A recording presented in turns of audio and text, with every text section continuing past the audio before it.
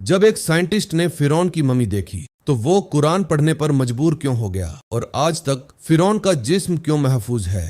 ये राज सदियों तक इंसानों को हैरान करता रहा। इतिहास बताता है जब हजरत मूसा अलैहिस्सलाम बनी इजराइल को लेकर समंदर के किनारे पहुंचे तो अल्लाह के हुक्म से समंदर दो हिस्सों में बंट गया।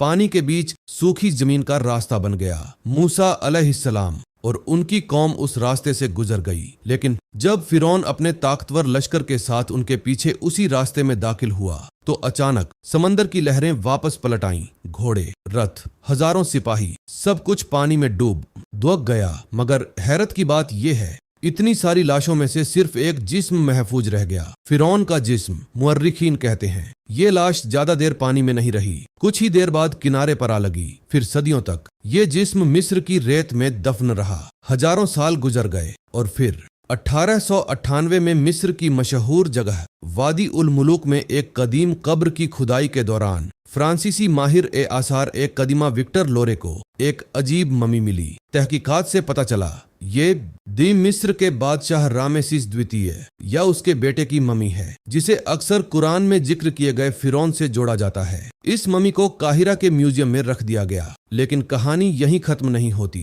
1976 में और ज्यादा साइंटिफिक रिसर्च के लिए इस ममी को फ्रांस ले जाया गया। वहां एक मशहूर फ्रांसीसी डॉक्टर ने इसका गहराई से मुआयना किया। उनका नाम था डॉक्टर मॉरिस बुकाय। जब उन्होंने आधुनिक साइंटिफिक मशीनों से इस ममी का टेस्ट किया तो उन्हें एक हैरतअंगेज चीज मिली। ममी के जिस्म पर समंदर के नमक के बारीक झर्रात मौजूद थे, यानी ये जिस्म वाकई समंदर के पानी में डूबा था। लेकिन सबसे हैरान करने वाली बात, इतने हजार साल बाद भी इस जिस्म की चमड़ी और कुछ मांसपेशियां अब तक महफूज थीं। डॉक्टर बुकाय ने अपनी रिपोर्ट में लिखा, इतनी कदीम लाश का इस हालत में महफूज रहना साइंस के हिसाब से लगभग नामुमकिन है। फिर एक दिन जब उन्होंने कुरान पढ़ा तो सूरह यूनुस की एक आयत ने उन्हें हिला कर रख दिया। अल्लाह फरमाता है, आज हम तेरे जिस्म को बचा लेंगे ताकि तू आने वाली नस्लों के लिए निशानी बन जाए। ये पढ़कर डॉक्टर बुकाय सन्न रह गए, क्योंकि जो बात कुरान 1400 साल पहले बता चुका था, साइंस अब जाकर उसे समझ रही थी। कहा जाता है